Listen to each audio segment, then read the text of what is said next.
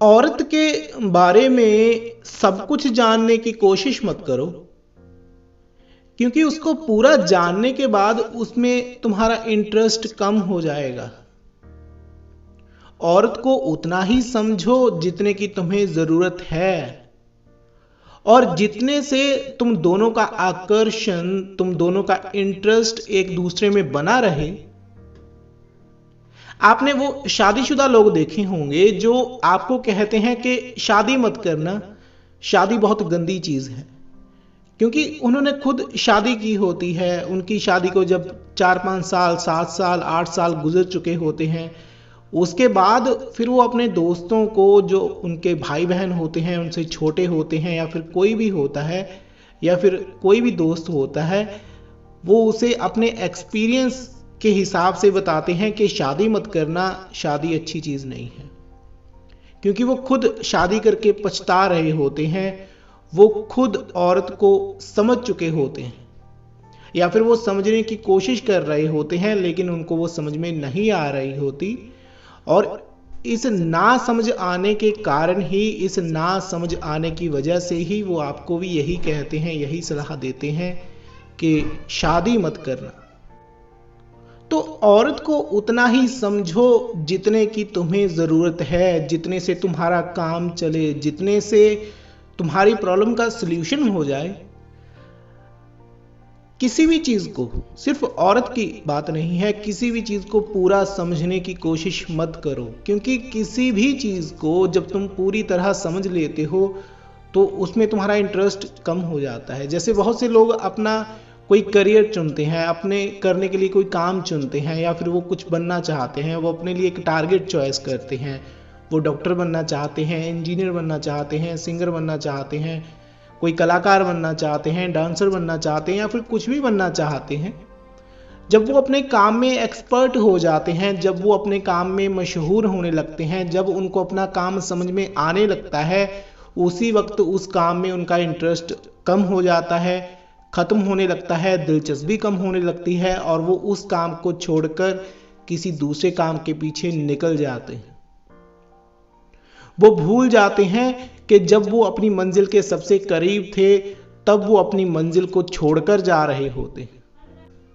ऐसा नहीं है कि आपको किसी चीज को, किसी काम को नहीं समझना चाहिए, बिल्कुल समझना चाहिए। आपकी उसमें दिलचस्पी है, आपका उसमें इंटरेस्ट है, आपको वो काम करना चाहिए, उससे रिलेटेड नॉलेज इकट्ठी करनी चाहिए, इंफॉर्मेशन इकट्ठी करनी चाहिए, लेकिन ओवर नहीं होना है। जरूरत से ज्यादा किसी भी चीज को इतना सीरियसली मत लो कि वो फिर आपको लेजी कर दे, आपको सुस्त कर दे, आपका उसके अंदर इंटरेस्ट ही खत्म हो जाए, आपका दिमाग ही उस तरफ सोचना बंद कर दे, आपका मन ही उस तरफ सोचना बंद कर दे। जो लोग सेक्स को समझ लेते हैं अच्छी तरह, उनका सेक्स में इंटरेस्ट कम हो जाता है। जो प्यार को समझ लेते हैं, उनका प्यार में इंटरेस्ट कम हो जाता है। जो किसी काम को समझ लेते हैं, उनका इंटरेस्ट उसमें कम हो जाता है। वैसे ही औरत होती है, वैसे ही मर्द होते हैं। जब तुम इन चीज़ों को बहुत ज़्यादा डीपली सोचते हो, सीरियस हो जाते हो इन चीज़ों के बारे में, तो जिस चीज़ के बारे में तुम सीरियस होवोगे, बहुत डीपली सोचोगे, बहुत ज़्यादा समझने की कोशिश करोगे, वो आपको समझ में तो आ जाएगी। ऐसी बात नहीं है कि वो आपको समझ में नहीं आएगी, बिल्कुल आएगी, लेकिन उसमें आपका इंटरेस्ट फिर कम हो जाएगा, दिलचस्पी कम हो जाएगी। और किसी भी काम को आगे ले जाने के लिए उसमें आपकी दिलचस्पी का होना बड़ा ज़रूरी है, नहीं तो फिर वो काम आगे नहीं बढ़ पाएगा। जो मेहनत तुम कर सकते हो किसी काम के लिए, जो अलग चीज़ तुम दे सकते हो उसे, एक अलग एक्सपीरियंस से, अपनी नॉलेज से, अपने ज्ञान से, वो कोई और नहीं दे सकता, क्योंकि जो तुम्हारे पास है वो तुम ही दे सकते हो, चाहे फिर वो कोई भी सब्जेक्ट हो। आपने लड्डू वाली कहावत सुनी होगी कि शादी एक ऐसा लड्डू है जो खाए वो भी पछताए और जो ना खाए वो भी पछताए। वो कहाँ से बनी है? वो जो हमारे पूर्वज हैं, पुराने लोग हैं, वो उनका एक्सपीरियंस है, वो इस चीज़ को समझे हैं। अब मान लो कोई बिजनेसमैन है, जैसे मान लीजिए आप बिजनेसमैन हैं, आप शादी या प्यार को बिजनेस बनाना चाहते हैं, तो कोई बिजनेसमैन नहीं चाहेगा कि लोगों का उस चीज़ में इंटरेस्ट कम हो। जो आपको सेक्स बेचना चाहता है वो चाहेगा आपका इंटरेस्ट सेक्स में हो, जो आपको प्यार बेचना चाहता है, प्यार के नाम से किसी चीज़ को बेचना चाहता है, वो चाहेगा आपका प्यार में इंटरेस्ट हो। जो आपको गुस्सा बेचना चाहता है, मतलब कोई भी इंसान, जो भी आपको, कोई बिजनेसमैन जो जैसा इमोशन आपको बेचना चाह रहा है, वो कभी नहीं चाहेगा कि आपका इंटरेस्ट उसमें कम हो। उल्टा वो चाहेगा कि आपका इंटरेस्ट उसमें बढ़े। तो वो प्यार की बातें भी करेगा, सेक्स की बातें भी करेगा, औरत की बातें भी करेगा, मर्द की बातें भी करेगा। वो चारों तरफ से तुम्हें घेरेगा, तुम्हें औरत दिखाएगा, लड़की दिखाएगा, खूबसूरत, हॉट, सेक्सी, जो भी है। लड़कियों को लड़के दिखाए जाते हैं, लड़कों को लड़कियां दिखाई जाती हैं। उनको कंट्रोल करने के लिए ये दिखाया जाता है कि वो चीज़ तुम्हें मिल जाएगी। औरत को समझो। अगर तुम एक मर्द हो तो तुम्हें औरत को समझना चाहिए, वो तुम्हारा हक है, फर्ज है, दोनों है। लेकिन इतना भी समझने की कोशिश मत करो कि तुम फिर औरत की तरफ ध्यान देना ही बंद कर दो। औरत को पूरा समझने के चक्कर में तुम उसे भोगना भूल जाते हो। तुम सेक्स को छोड़ देते हो, सिर्फ प्यार को पकड़ लेते हो, या फिर सिर्फ प्यार को पकड़ लेते हो, सेक्स को छोड़ देते हो। दोनों चीज़ों की तरफ ध्यान देना ज़रूरी है, और दोनों चीज़ों की तरफ ध्यान तुम तभी दे पाओगे अगर तुम्हारे अंदर वो दिलचस्पी जिंदा है, वो अट्रैक्शन जिंदा है। अगर अट्रैक्शन तुम्हारे दिमाग में नहीं है, तुम्हारे मन में नहीं है, तो वो चीज़ तुम्हें अच्छी भी नहीं लगेगी। उसको देखकर तुम्हारे अंदर कॉन्फिडेंस भी पैदा नहीं होगा, आग भी पैदा नहीं होगी, और तुम उसके पीछे भी नहीं भागोगे। जिस इंसान को पैसे से प्यार नहीं होता, वो पैसे के पीछे नहीं भागता, वो पैसे को गंदा कहता है, बुरा कहता है। जिसको औरत से प्यार नहीं होता, जिसको औरत में इंटरेस्ट नहीं होता, तो वो, जिसका औरत में इंटरेस्ट खत्म हो जाता है, तो वो क्या कहता है कि औरत बुरी होती है, गलत होती है, या फिर वो समझ में नहीं आती। समझ में आती है, लेकिन समझने की कोशिश करोगे, बहुत ज़्यादा समझने की कोशिश करोगे, तो आपका इंटरेस्ट उसमें खत्म होगा। जैसे प्यार है, अगर प्यार करने की हिम्मत तुम्हारे अंदर है, तो प्यार में मिली उदासी को झेलना, उसका हौसला भी तुम्हारे अंदर होना चाहिए। बहुत से लोग प्यार करने की हिम्मत तो कर लेते हैं, उठा लेते हैं, वो अपने लिए कोई साथी चुनते हैं, औरत चुनते हैं, औरत मर्द चुनती है, मर्द अपने लिए औरत चुनता है, लड़का लड़की को चुनता है, लड़की लड़के को चुनती है। वो दोनों प्यार करने की हिम्मत तो उठा लेते हैं, वो उनके अंदर होती है, लेकिन उसमें जो उदासी आती है समाज की वजह से, जो परेशानियां आती हैं, जो तकलीफें आती हैं, उसको झेलने का हौसला उनमें नहीं होता। तो अगर तुम्हारे अंदर प्यार करने की हिम्मत है, तो उसका दर्द झेलने का हौसला भी होना चाहिए, तभी तुम इस चीज में आगे जा पाओगे। प्यार की यात्रा शादी पर जाकर खत्म हो जाती है। शादी का मतलब यहां पर है सेक्स। प्यार की जो यात्रा होती है, तुम्हारे प्रेमी के साथ जो यात्रा होती है, वो सेक्स के बाद खत्म हो जाती है, वो पूरी हो जाती है। उसके बाद फिर जिम्मेदारी आ जाती है, फिर तुम्हें जिम्मेदारी के साथ अपने साथी के साथ रहना पड़ता है। जो कस्में तुमने खाई होती हैं, जो वादे तुमने किए होते हैं, वो तुम्हें निभाने होते हैं, निभाने पड़ते हैं, और फिर वो तुम्हारा फर्ज बन जाता है। तो ऐसा कभी नहीं होता कि प्यार हमेशा के लिए जिंदा रहता है, और ऐसा भी कभी नहीं होता कि सेक्स हमेशा के लिए जिंदा रहता है।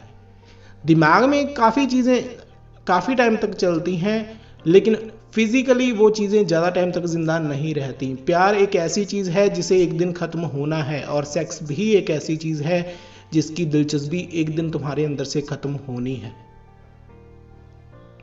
सेक्स पहले आता है और प्यार बाद में। बहुत से लोगों को लगता है कि प्यार पहले आता है और सेक्स बाद में आता है, लेकिन ऐसा नहीं है। सेक्स के कारण ही प्यार जिंदा होता है। अगर तुम्हारे अंदर सेक्स नहीं है, सेक्स की इच्छा नहीं है, तो तुम्हारे अंदर प्यार की इच्छा भी नहीं जागेगी। जो लोग हाईली सेक्सुअल होते हैं, वही प्यार के पीछे भागते हैं। उन्हीं को प्यार होता है, उन्हीं को प्यार चाहिए होता है, उन्हीं को प्यार की सबसे ज़्यादा ज़रूरत होती है। लेकिन वो अपने साथी को समझने के चक्कर में उस चीज़ को छोड़ देते हैं, वो अपने काम को अधूरा छोड़ देते हैं।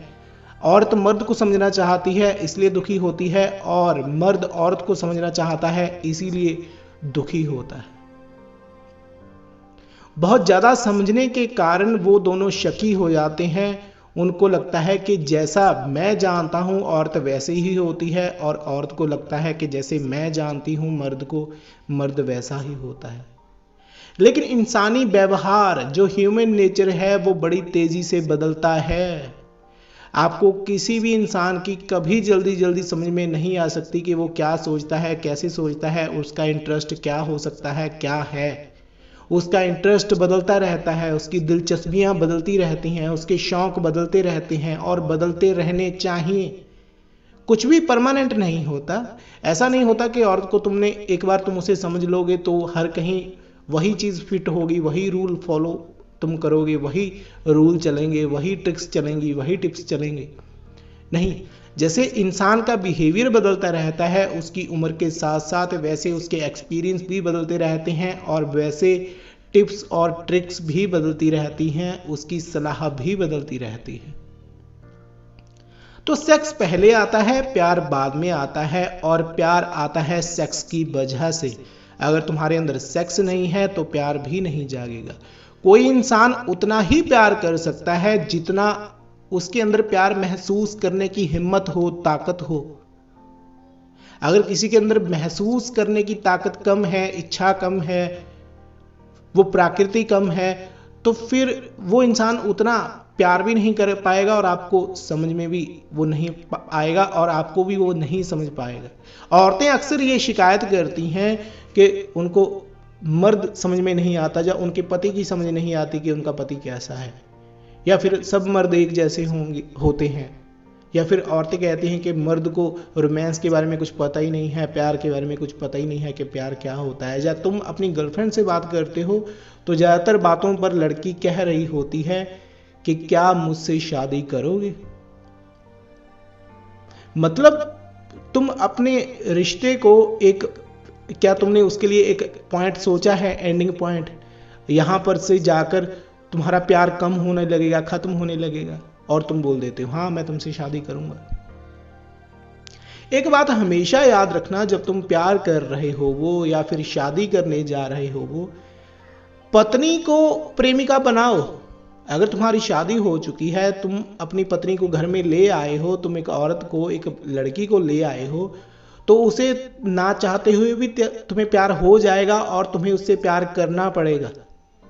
पत्नी को प्रेमिका बनाओ, क्योंकि पत्नी पूरी जिंदगी के लिए तुम्हारे पास आ रही होती है, पूरी जिंदगी के लिए वो तुम्हारे पास आई होती है, तुम्हारा साथ निभा रही होती है। पत्नी को प्रेमिका नहीं बनाओगे तो और किसको बनाओगे।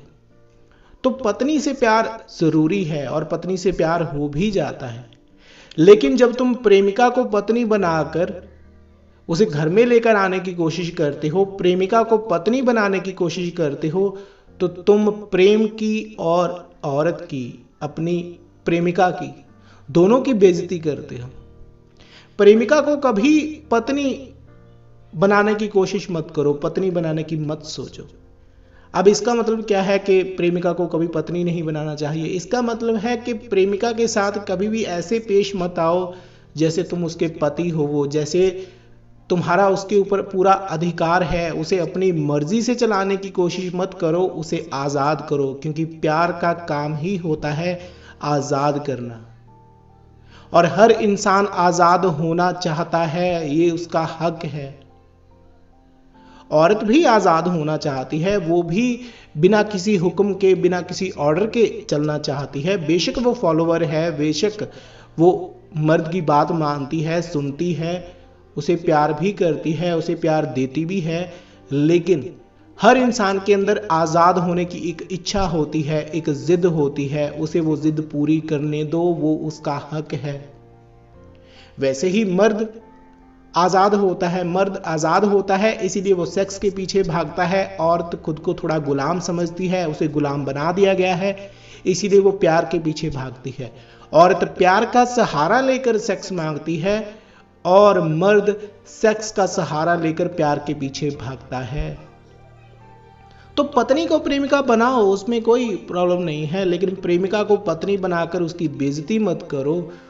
अगर वो तुम्हारी प्रेमिका है तो उसके साथ ऐसे ही पेश आओ जैसे एक बॉयफ्रेंड आता है, जैसे एक प्रेमी आता है, और पत्नी के साथ वैसे पेश आओ जैसे एक पति को पेश आना चाहिए।